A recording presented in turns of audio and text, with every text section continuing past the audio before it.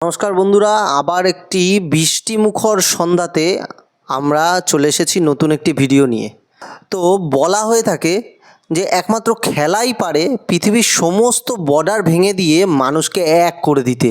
হ্যাঁ, আজকে অলিম্পিকে এমন একটি ঘটনা ঘটেছে যেটি শোনার পর আপনি বুঝতেই পারবেন যে এই কথাটি কতটা সত্য। হ্যাঁ, সারা পৃথিবীর মানুষকে কিন্তু চমকে দিয়েছে তুরস্কের একজন খেলোয়াড়, একজন অ্যাথলেটিক, 51 বছর বয়সী ইউসুফ ডিকেচ।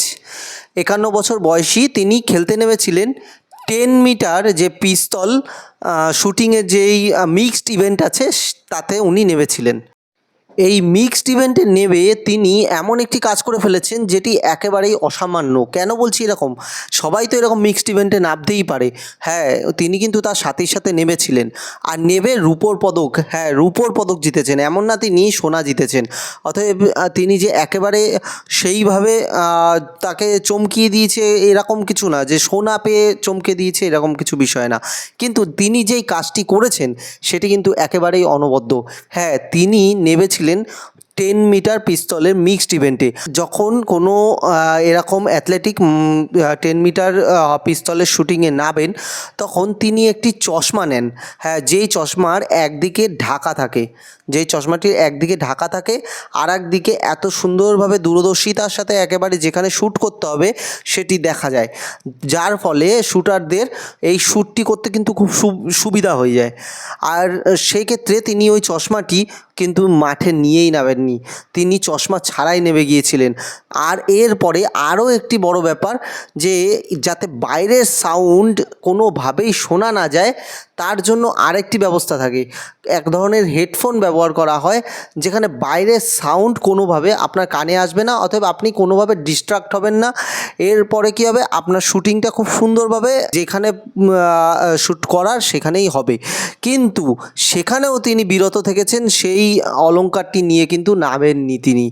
অতএব তিনি হেডফোনটি নিয়েও নামেননি, তিনি তার স্পেশাল যে চশমাটি হয় সেটিও নিয়ে নামেননি। তিনি শুধুমাত্র পিস্তলটি নিয়ে নেমেছেন আর একের পর এক ফায়ার করে গিয়েছেন, যাতে তিনি রূপো নিয়ে এসে তার দেশকে গর্বিত করেছে। হ্যাঁ, এটি কিন্তু একটি বিশাল বড় খবর। আর এই খবরটি এত পরিমাণে সোশ্যাল মিডিয়ায় ভাইরাল হয়েছে, প্রায় 2 কোটির উপরে মানুষ কিন্তু এটি দেখে নিয়েছে। হ্যাঁ, আর এর জন্যই এই খবরটি আজকে করলাম, যেটি জেনে হয়তো আপনারা খুবই আনন্দিত হবেন। সত্যি কথা বলতে অলিম্পিকে এমন এমন কিছু কিছু ঘটনা ঘটে যেইগুলো আপনি যদি একবার খবর নেন বা দেখেন তাহলে বুঝতে পারবেন যে কতটা আনন্দদায়ক। আমরা তো অনেকেই অলিম্পিকের ধারও ঘেঁষি না, কিন্তু সত্যি কথা বলতে একবার একটু খোঁজখবর নিয়ে দেখবেন, খুব আপনার মনের মধ্যে আনন্দ উৎফুল্ল হবে এইসব নিয়ে।